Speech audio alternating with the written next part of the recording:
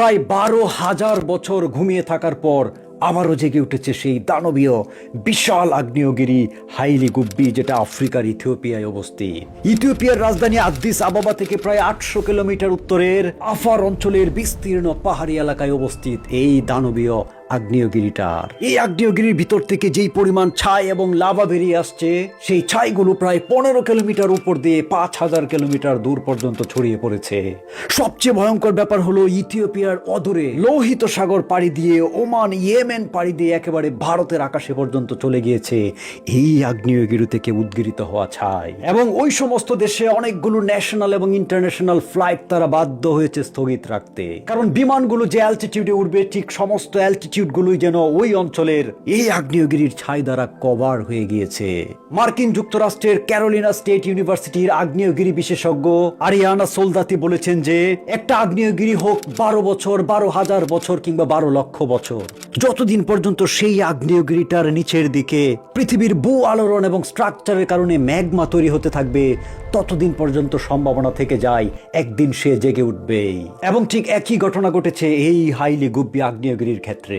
কারণ এই হাইলি গুব্বি আগ্নেয়গিরিটা তার উপরের দিক থেকে ঘুমিয়ে থাকলেও তার বুকের ভিতরে হাজার হাজার বছর ধরে জমা হয়েছে সেই সমস্ত ম্যাগমা তৈরি হতে হতে হতে একটা সময় সেটা এতটাই বিকট শব্দে জেগে উঠেছে যে গোটা 5,000 কিলোমিটার জুড়ে এবং আকাশে প্রায় 15 কিলোমিটার উচ্চতা নিয়ে এক আতঙ্ক তৈরি করে ফেলেছে এই হাইলি গুব্বি।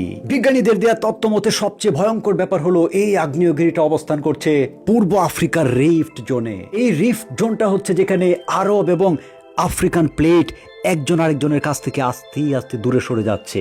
ক্যারোলিনা স্টেট ইউনিভার্সিটির প্রফেসর বলেছেন যে প্রতি বছর সেটা প্রায় 0.4 থেকে 0.6 সেন্টিমিটার গতিতে একজনের কাছ থেকে আরেকজন দূরে সরে যাচ্ছে। এই দূরে সরে যাওয়ার ফলে মাঝখানের জায়গাটা কিছুটা পাতলা আবরণের মতো হয়ে গিয়েছে এবং সেই সুযোগেই এই যে ম্যাগমা তৈরি হচ্ছিল সেই হাইলি গুব্বির নিচে, সেইটা উদ্গিরিত হয় এক মহাশক্তি নিয়ে। এবং এই ফেনোমেনা থেকে এটাও ধারণা করা হচ্ছে যে যেহেতু এরাবিয়ান প্লেট থেকে আফ্রিকান প্লেটটা দূরে সরে যাচ্ছে, ফলে আফ্রিকা আবারও বিভক্ত হয়ে যাবে। একটা টুকরো আফ্রিকার ভিতর থেকে বেরিয়ে গিয়ে সেখানে তৈরি হতে পারে বিশাল এক সমুদ্র। পরিবর্তন হয়ে যেতে পারে এই পৃথিবীর জিওগ্রাফিক্যাল ম্যাপ, এবং সেটা হয়তো খুব বেশি দূরে নয়, হয়তোবা কিছু মিলিয়ন বছরের ভিতরেই এই ফেনোমেনাটা ঘটে যাবে।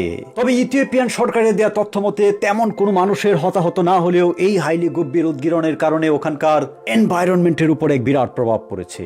সেখানকার ইকোসিস্টেম এবং প্রাণী জগতের খাদ্যাভাস, তাদের বসবাস, টেম্পারেচার সবকিছুর ভিতরে এক বিরাট প্রভাব তৈরি করে প্রায় একটা ইন্টেন্স এনভায়রনমেন্টাল লস হওয়ার সম্ভাবনা রয়েছে। কিছুদিন আগে একটা ভিডিওতে আপনাদেরকে দেখিয়েছি কেন ভূমিকম্প হয় দুইটা প্লেটের বিশাল সংঘর্ষের কারণে। আবার এই প্লেটগুলো কখনো কখনো দূরেও সরে যেতে পারে।